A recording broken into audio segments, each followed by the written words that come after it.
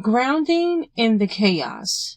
Moving from waiting for calm to finding center. Welcome back inside the grounded circle.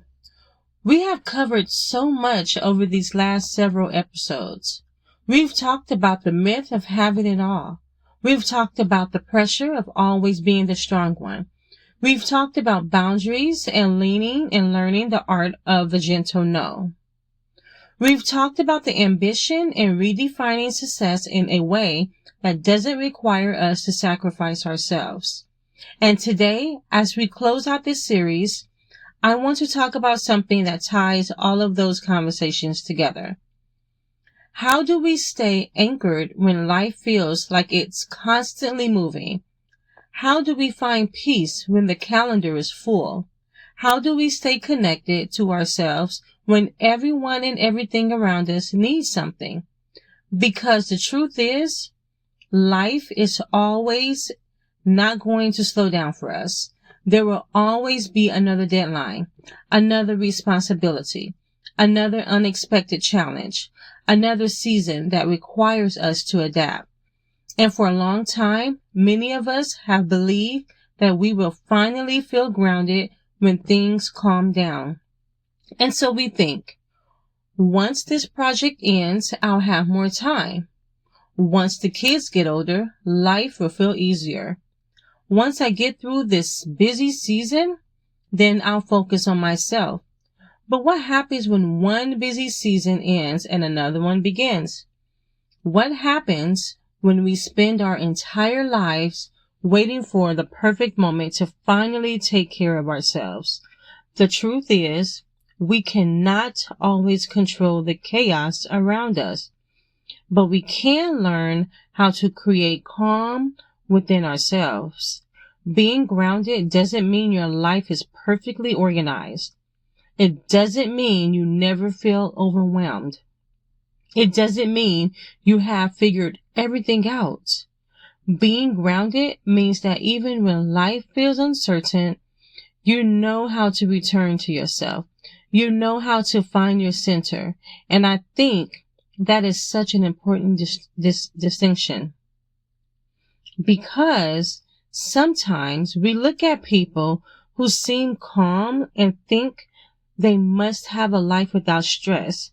But that's usually not the case. The difference is not that they experience less chaos. The difference is that they have learned how to move through chaos differently.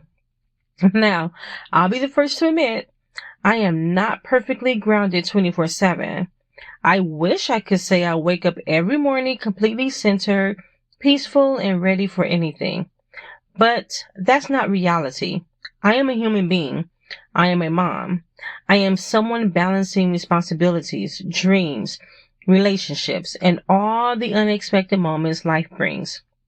Now, just last week, there was a morning where everything seemed to happen at once. I couldn't find my keys. The kids were running late. The morning felt rushed. And then because apparently the universe wanted to add one more thing to the list, the coffee pot spilled. And in that moment, I felt it. That familiar feeling. That rising sense of chaos. The frustration. The feeling of, why does everything have to happen at the same time? And honestly, my first instinct was to let that moment take over the entire day. To carry that frustration with me. To allow one difficult morning to become a difficult day. But instead, I stopped. I literally sat down on the kitchen floor for 30 seconds and I took a breath. I gave myself a moment to reset. And that 30 seconds didn't magically fix everything. The keys still needed to be found. The kids still needed to get where they needed to go. The coffee still needed to be cleaned up. But something changed. I changed. I stopped reacting and gave myself the opportunity to respond. And that is what grounding does. It creates space between what happens and how we choose to move through it. Presence is a practice. It is not something that magically appears when life becomes easier. It is something we intentionally create. It is something we invite into our everyday moments. And sometimes presence looks very simple. It looks like taking 3 deep breaths before you walk into a meeting. It looks like putting your phone away for an hour so you can truly be present at dinner. It looks like listening to someone you love without thinking about the next thing on your to-do list. It looks like taking a moment in the morning with your coffee before the demands of the day begin. It looks like noticing the beauty in the ordinary moments, the laughter from your kids, the quiet of the morning, the feeling of sunshine coming through the window. Even when the house is messy, even when the laundry isn't folded, even when life isn't perfectly organized, because life is happening right now, not someday when everything is finally under control. And I think that is one of the biggest lessons of becoming grounded. We stop waiting for perfect circumstances to start living intentionally.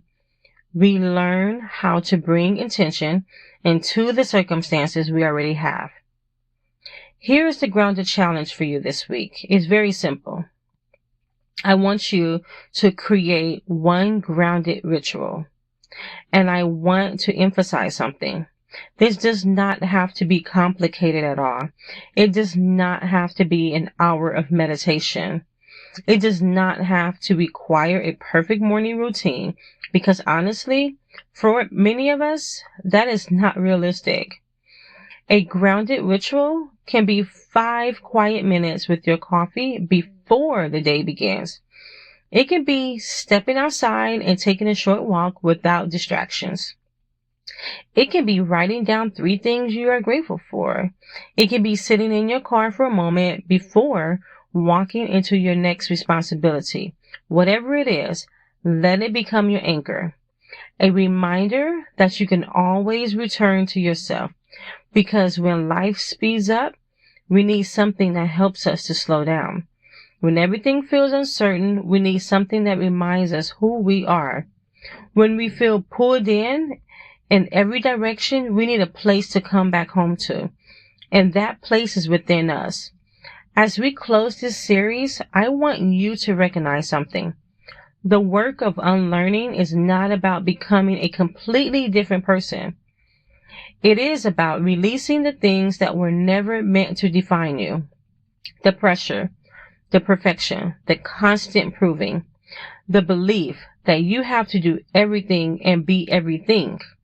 You are allowed to move through life with more intention. You are allowed to create a life that feels meaningful, not just productive. And you are allowed to pursue your purpose while still honoring yourself along the way. Thank you for being part of the Grounded Circle. Thank you for taking this time to reflect, to question, and to begin creating a more intentional way of living. This is only the beginning. Until next time, stay grounded, honor your journey, and remember, you do not have to wait for life to become calm in order to find your center. You can find your grounding right in the middle of the chaos.